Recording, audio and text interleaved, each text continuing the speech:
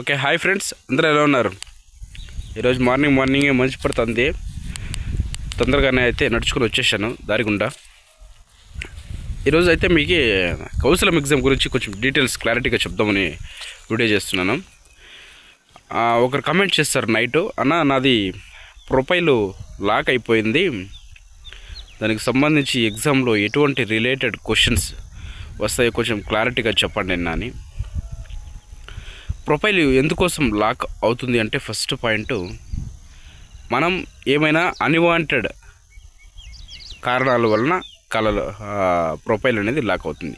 అంటే మనము ఎగ్జామ్ రాసే ముందు ఆ ప్రొఫైల్ని కరెక్ట్గా సక్రమంగా యూస్ చేసినట్లయితే ఆ ప్రొఫైల్ లాక్ అవ్వదు.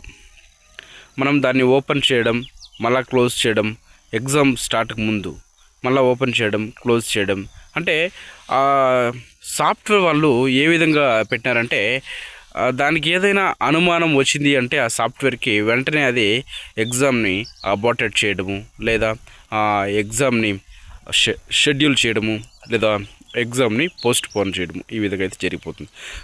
సమ్ టైమ్స్ ఏమవుతుందంటే అలాగే స్ట్రక్ అయిపోతుంది.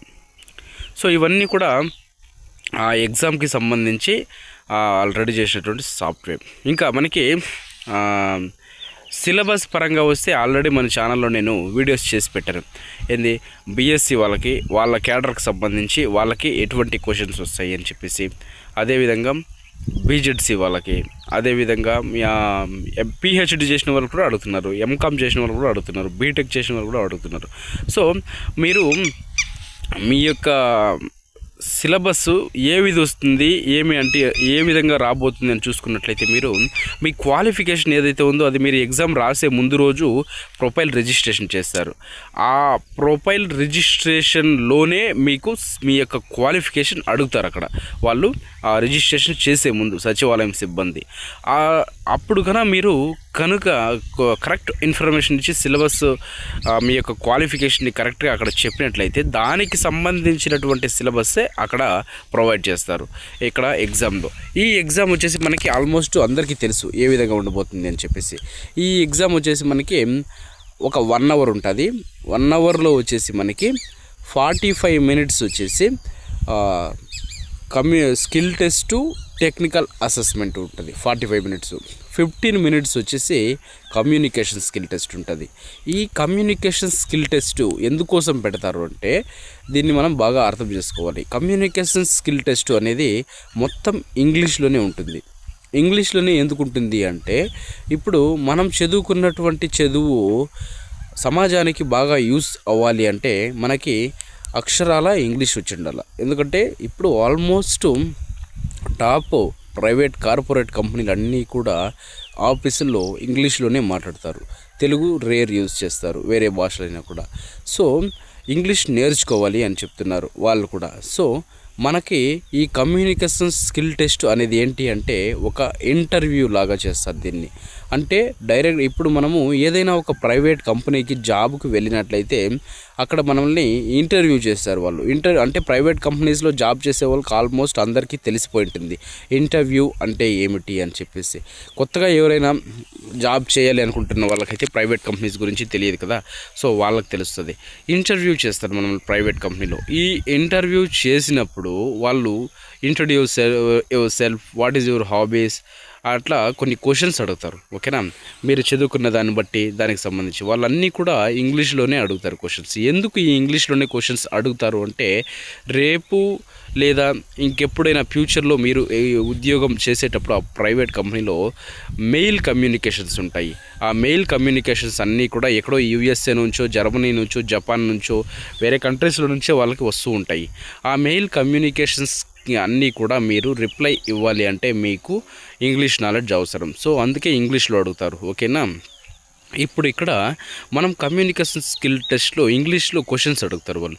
అప్పుడు మనము హెడ్సెట్ పెట్టుకొని ఉండాలి. ఒక చిన్న వెబ్ కెమెరా ఉంటుంది ల్యాప్టాప్లో, ఆ వెబ్ కెమెరా పెట్టుకొని దాని ద్వారా అయితే మనము వాళ్ళు అడిగేటటువంటి ఆ ప్రశ్నలకి మనము సమాధానం అయితే చెప్పవలసి ఉంటుంది. ఆ సమాధానం చెప్పవలసినటువంటి టైంలో అక్కడ మనకి రికార్డ్ అనేటటువంటి ఒక ఆప్షన్ అయితే సిస్టంలో కనిపిస్తుంది.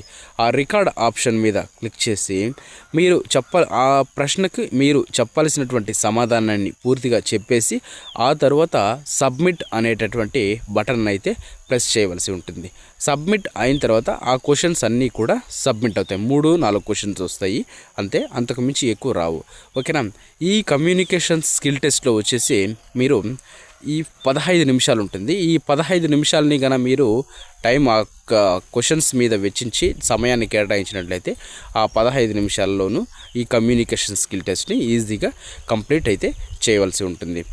ఆ తర్వాత 45 minutes technical assessment, skill assessment ఉంటుంది. ఇవి మీ యొక్క సిలబస్కి సంబంధించినటువంటి క్వశ్చన్స్ మాత్రమే ఇక్కడ అడగడం జరుగుతుంది.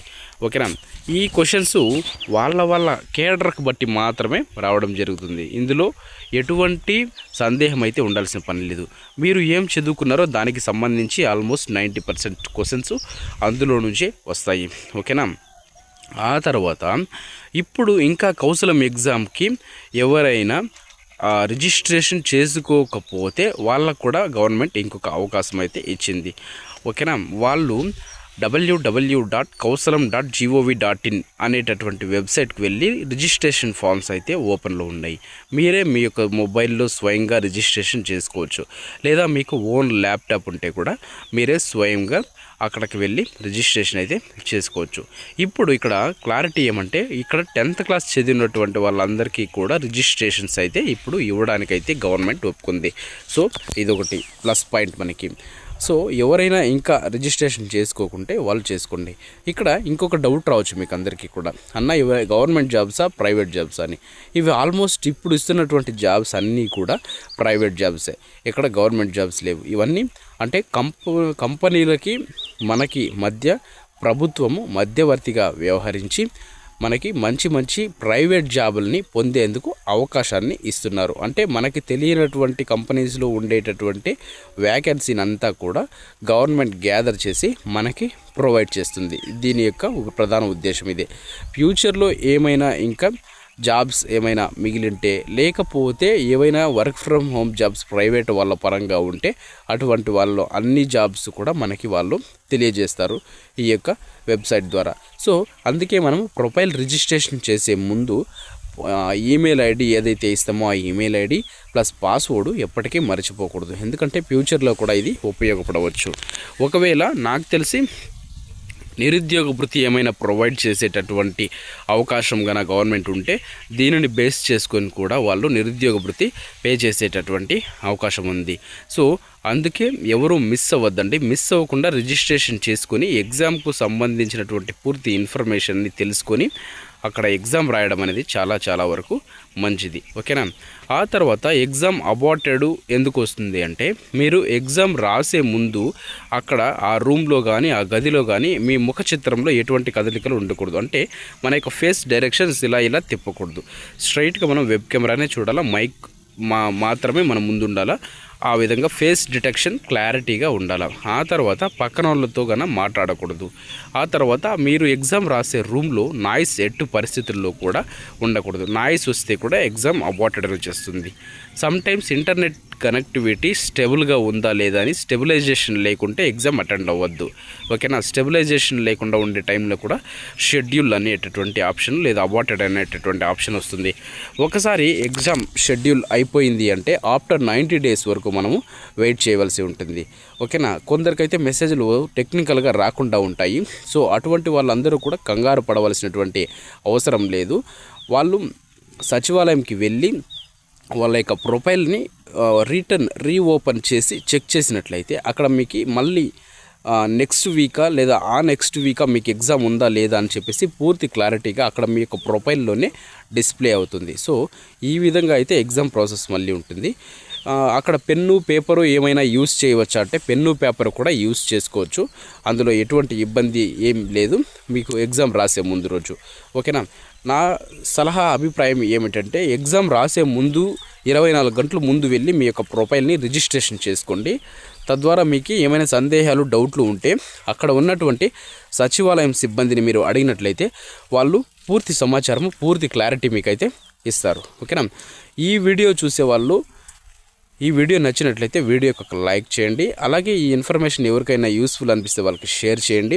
అలాగే కొత్తగా ఎవరైనా మన ఛానల్ చూస్తుంటే సబ్స్క్రైబ్ చేసుకోండి. ఇంకా కౌశలం ఎగ్జామ్కి సంబంధించి ఏమైనా డౌట్స్ సందేహాలు ఉంటే కామెంట్ రూపంలో తెలియజేయండి, మీకు నేను ఎక్స్ప్లెయిన్ చేస్తాను. Okay, bye.